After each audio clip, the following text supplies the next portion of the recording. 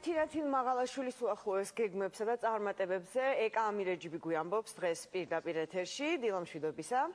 დილამშვიდობისა, კიდევ ერთხელ მოგესალმებით ყველას, ვინ ჩვენს არხზე იღვიძებთ. მე სულ რამდენიმე წუთის წინ უკვე დავაანონსოთ დღევანდელი ჩვენი თემა, ვინც ადევნებთ თვალყურს მოდის ტენდენციებს და მით უმეტეს სიახლეებს ქართულ მოდაში, მაშინ მე მგონი საინტერესო იქნება თქვენთვის გაიგოთ, რატომ მოვედი მე დღეს თინათინ მაღალაშვილის მოდის სახლში, რომელიც მშვენივრად გამოიყურება, ძალიან კარგი ინტერიერია. თიკო, მოგესალმები.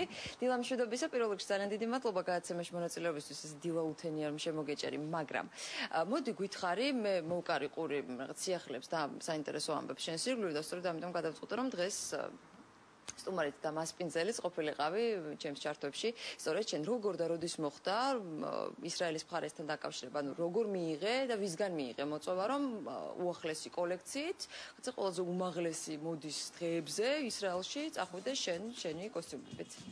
დილამშვიდობისა მინდა ყველას უსურვო მთელ საქართველოს და თქვენ შემოქმედებით ჯგუფს და მადლობა მინდა გადავუხადო ისე თქვენ შემოქმედებით ჯგუფს, რომ ეს ხელოვან ხალხს ყოველთვის ისე გვერდით უთგეხართ.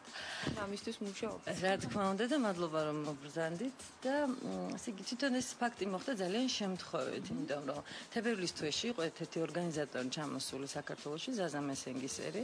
ქართული შოუ ბიზნესიდან მას ძალიან ბევრი იცნობს, იმიტომ რომ ეს არის ხშირად ორგანიზატორი ქართული საღამოების ახლახან ჩატარდა ქართული საღამო, სადაც მიწვეული ყავდათ ქართული შოუ ბიზნესის ძალიან ბევრი ვარსკვლავი.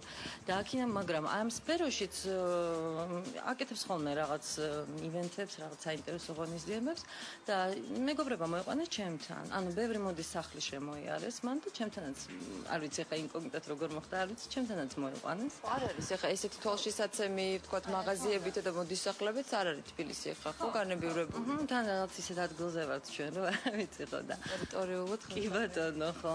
და დაათვალიერა ჩემი ნამუშევრები, მე გავიცანი, მითხრა რომ ესეთი გამეცნოთ თან ეს პიროვნება, რომ ჟურნალ MTL-ის ერთ-ერთი დამფუძნებელი და მე პატრონია და ვაპირებთ რაღაც ოტკუწურის კვირეულების ჩატარებას ისრაელში, ანუ ეს უნდა საფუძველი ჩაეყაროს და შემდეგ უნდა ანუ მათთან მოდის კვირეულის სახეს მიიღეთ? რა თქმა უნდა, აუცილებლად.